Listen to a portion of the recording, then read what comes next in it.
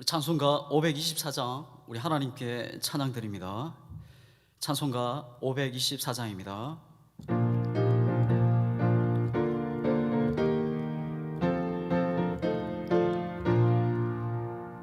갈 길을 밝히 보이시니 주 앞에 빨리 나갑시다.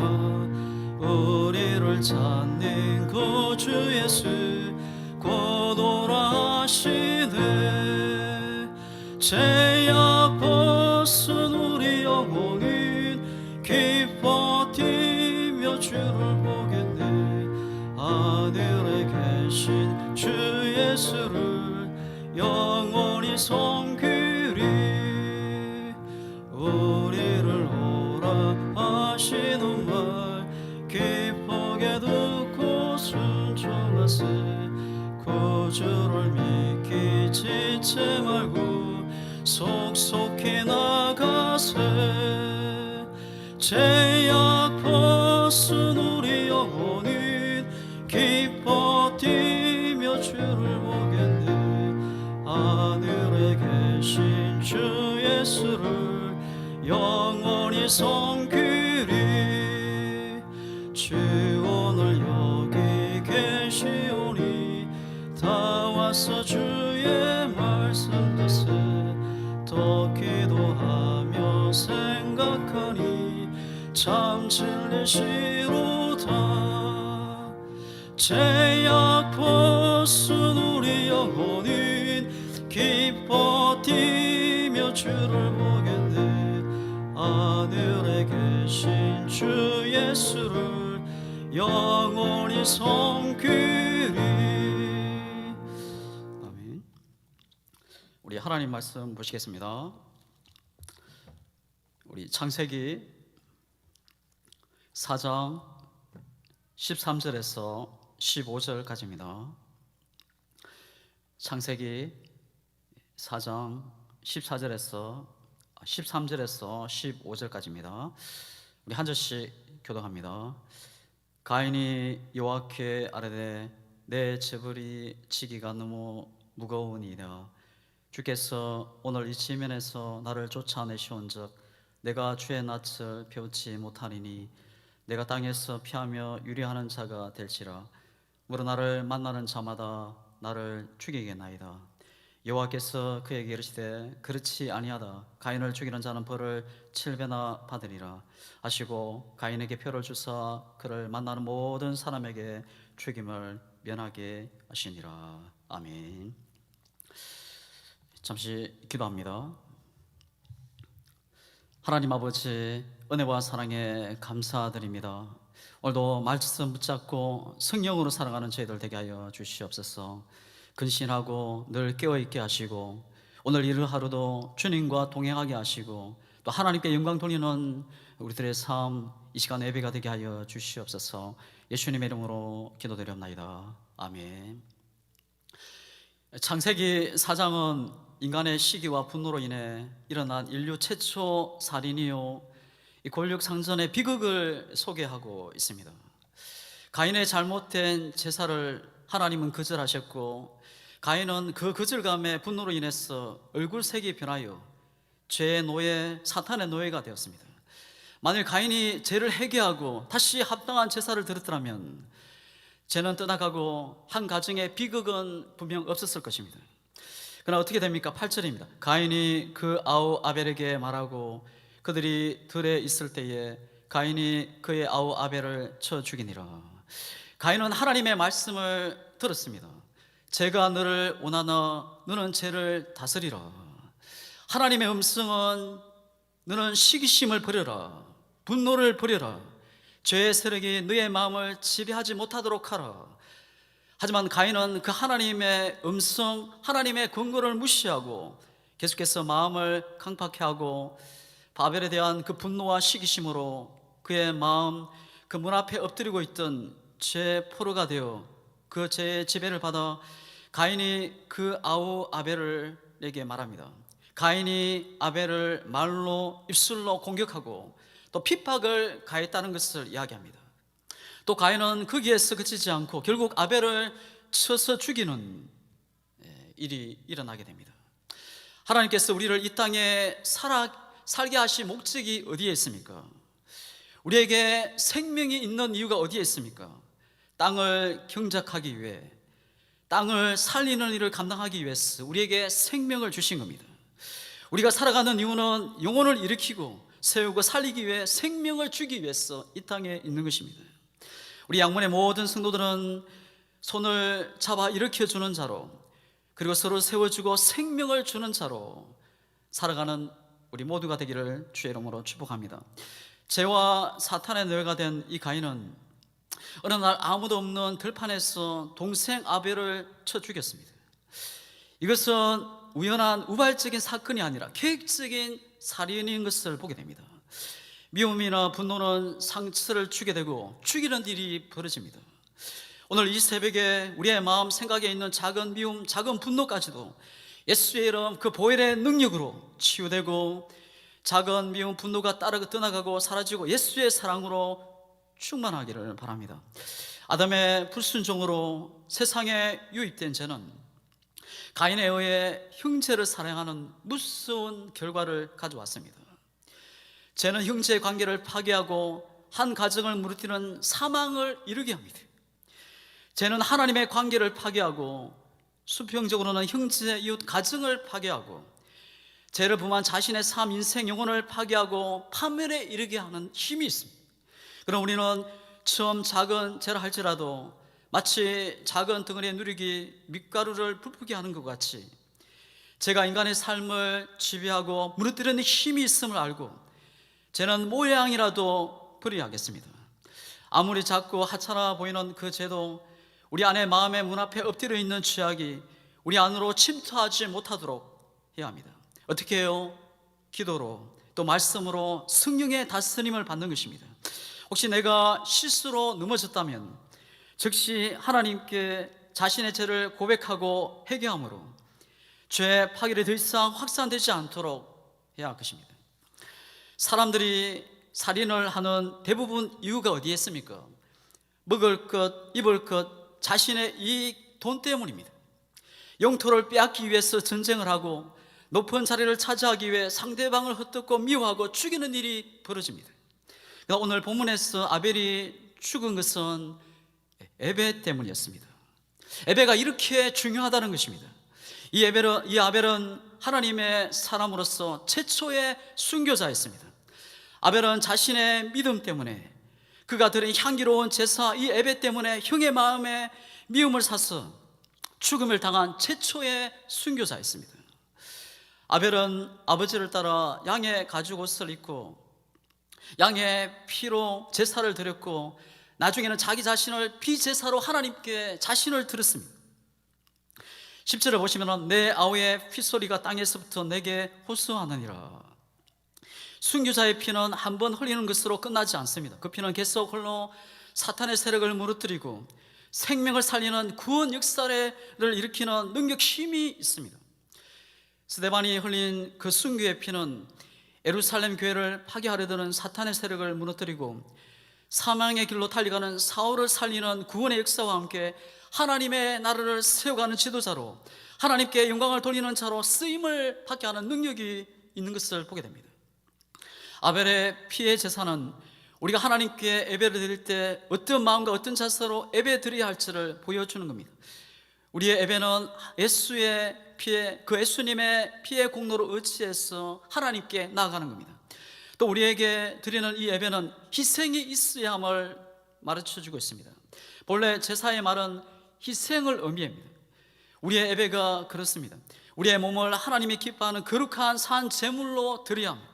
이것이 너희의 드릴 영적 예배니라. 산 제물로 하나님께 드리는 것이 진짜 예배라는 겁니다. 시간과 물질과 자신을 복종해서 드리는 희생이 있을 때 하나님이 기뻐하시는 예배입니다. 거짓된 예배는 사탄이 영광을 받지만 참된 예배는 성령님이 역사하시고 하나님께서 그 영광을 받으십니다. 9절과 10절을 보시면 하나님께서 가인을 향해 내 아우 아벨이 어디 있느냐 물으십니다.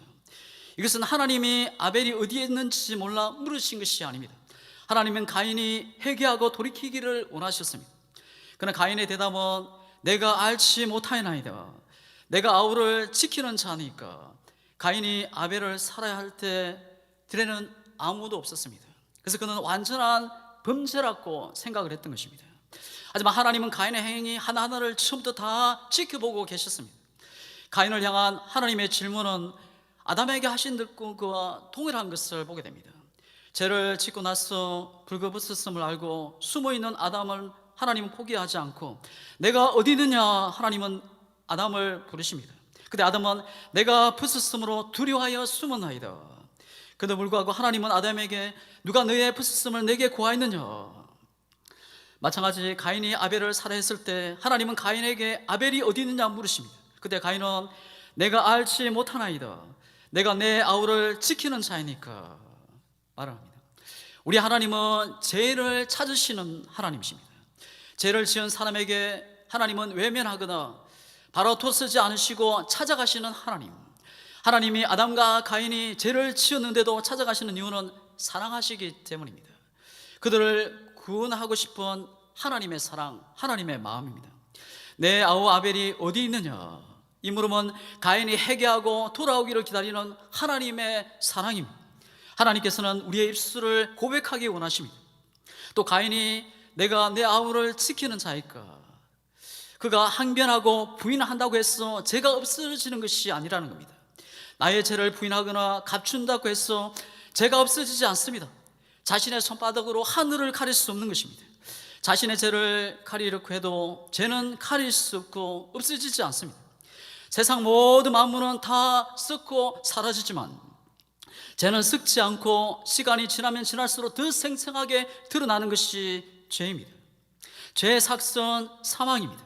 내가 실수하고 죄를 지었다면 우리는 변명하거나 분하지 말고 하나님께 손을 들고 속히 나아가는 것입니다. 그것이 지혜이고 우리가 살 길입니다.